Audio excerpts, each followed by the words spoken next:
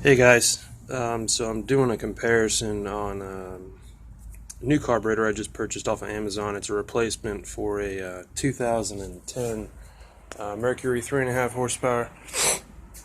Little motor in question. Haven't been able to get it run right yet. Replaced a ton of parts on it. That's where the carburetor goes. I've already got it removed. Shut the fuel off. So over here we have the part that I took off the motor. Again, 2010 Mercury 3.5 horsepower 4-stroke. So this is the original carb. Just wanted to point out some differences with this one and the new one that I bought. Mercury wanted $225 for this little carburetor. I only paid $250 for the motor used. Found this on Amazon after doing some searching around. I paid $72.99 for it.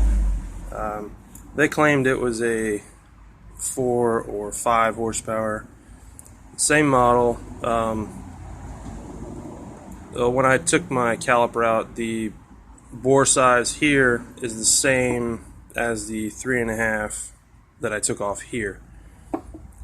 So I don't know how true that was, that it was a 5 horse, but the reason I ended up going with it is because it was substantially cheaper.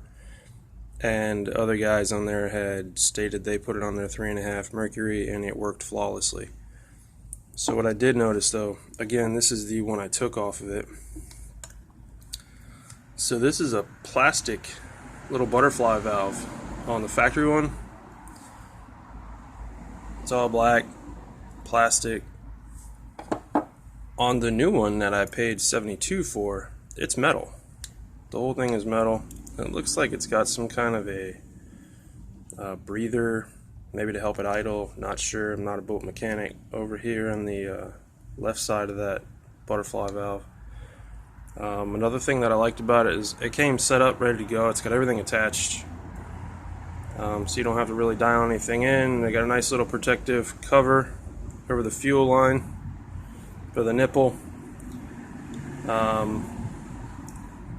It looks to, in some areas, have more bulk than the one I took off.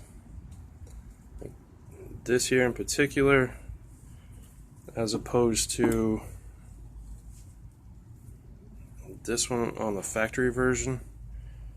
If you look here, that's press fitted in. There's no way to change that valve out, and I believe there is a valve in there when I looked at the schematic. But again, I'm not a boat mechanic. I don't know exactly what it would do. But on this one, you can pull it out and change it if you had to. Everything's got screwed fittings in, so it's not pressed. You don't need some special tool to take it out, which is what I like. Same thing here. And on this one, you don't have anything. There's nothing there. This is the original one that I took off. Again, there's just not sure if that's a valve or not sure what that is, to be honest. But they omitted it on this one. So hopefully that doesn't have any issues. But everything else is pretty much a direct match. And again, like I said, everything's already set up. You got all your fittings, throttle linkages, everything's set to go. So hopefully this works well. It gets this little motor running. I'm a little tired of spending money on it. So I'll upload this video shortly, and stay tuned for me hopefully getting this motor running. I'll post a video of that. Thanks for checking out.